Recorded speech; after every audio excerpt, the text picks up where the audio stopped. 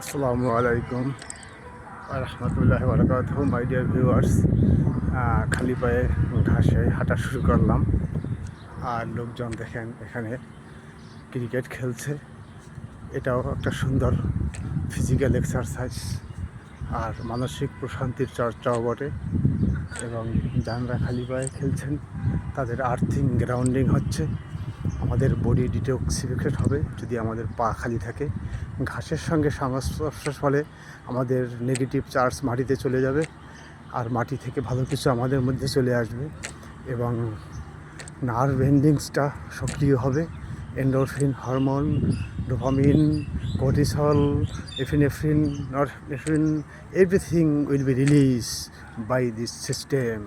সুতরাং সবাই আপনারা খালি পায়ে ঘাসে হাঁটার চেষ্টা করুন।